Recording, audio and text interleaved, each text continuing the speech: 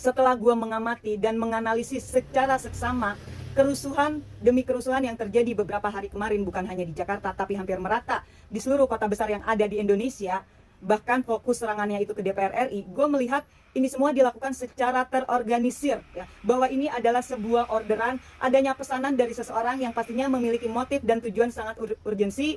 Bahkan gue pun melihat ini dilakukan secara TSM, terstruktur, sistematis, dan masif.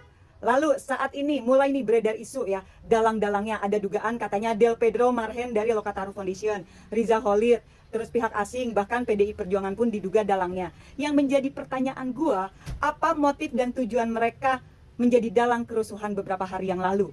Gitu ya. Kalau Del Pedro dianggap karena postingannya itu melakukan provokasi, lalu bagaimana dengan kader-kader Partai Gajah yang jelas postingannya pun menyebarkan hoax, fitnah, juga provokasi? Kenapa kader dari Partai Gajah tidak diusut tuntas, sedangkan itu beredar luas di media sosial, sebuah provokasi secara jelas dan nyata?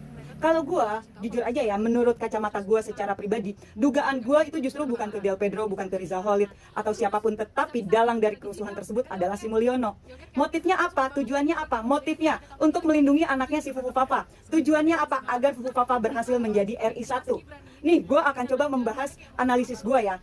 Jadi gini teman-teman, pada bulan Juni 2025, para purnawirawan memasukkan surat pemakzulan kepada DPR RI. Nah, surat pemakzulan si Fufafa ini merupakan satu bom waktu, gue analogikan, di mana satu saat surat pemakzulan ini bisa meledak dan pastinya akan merugikan Fufafa. Lalu pada tanggal 19 Agustus, para purnawirawan ini menyurati DPR RI mempertanyakan bagaimana kelanjutannya masalah pemakzulan si Fufafa. Kemudian pada tanggal 27 Agustus, para purnawirawan pun mengirimi surat yang kedua mempertanyakan masalah proses pemakzulannya si Fufu Papa. Lalu pada tanggal 28, meledaklah dengan tewasnya Afan Kurniawan, ya dong, driver ojol secara tragis. Setelah itu muncul terus ya kerusuhan di mana-mana, penjarahan, pembakaran di mana-mana.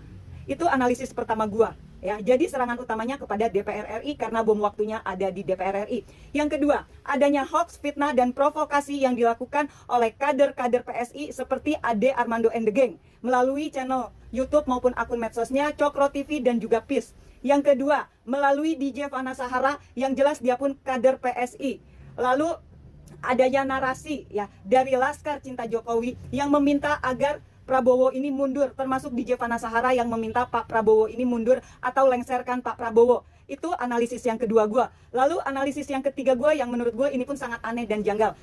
Banyaknya saat ini orang-orang yang lagi viral untuk mencari simpatik rakyat. Salah satunya Salsa Erwina. Oke, gue akuin ada beberapa statementnya Salsa Erwina ini yang memang bagus. Tapi gue menganalisis ada kejanggalan dari statementnya Salsa Erwina ini setelah gue mengecek akunnya. Selama ini dia tidak pernah bersuara mengenai situasi dan kondisinya pemerintah. Dia tidak pernah mengkritisi pemerintah, tidak pernah berempati terhadap rakyat Indonesia. Tiba-tiba tanggal 26 Agustus mulai dia rame ya, menyerang awalnya Sahroni dengan ucapan tololnya. Lalu dia mulai memprovokasi dan saat ini mulai menyerang PDI Perjuangan. Tetapi yang harus teman-teman ingat, pernyataannya, statementnya Salsa Erwina ini tidak pernah ada satupun yang menjurus kepada si Mulyono dan juga Fufu Papa. Kenapa? Dia tidak pernah dia membahas masalah Mahkamah Konstitusi, putusan MK. Dia tidak pernah membahas judol.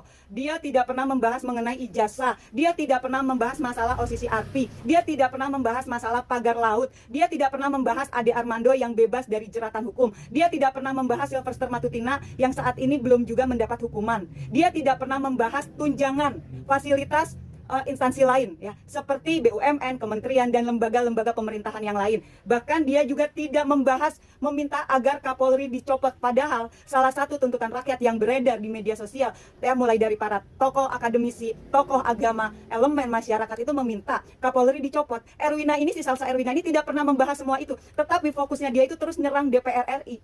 Ada apa dari semua ini? Bahkan dia memprovokasi mengenai TikTok live yang tidak bisa live gitu ya. Ini semua menurut gua ada kejanggalan. Kecuali Salsa Erwina ini seperti gua ya, sudah lama memang kerap kali mengkritisi pemerintah. Ini tidak tiba-tiba 26 Agustus dia bikin satu postingan dan ngebum. Cobalah di sini rakyat Indonesia benar-benar pakai logikanya, analisis secara baik-baik, ada apa di balik semua ini ya. Kenapa tujuan utamanya DPR RI? Coba ya, gue mengajak teman-teman rakyat Indonesia, jangan mudah terprovokasi, jangan mudah mendengar satu berita langsung ditelan gitu aja, tapi cari tahu semua kebenarannya, analisis setiap narasi yang disampaikan oleh siapapun dari media sosial. Jangan sampai kita hanya diadu domba oleh orang-orang yang punya kepentingan. Satyam Eva Jayate.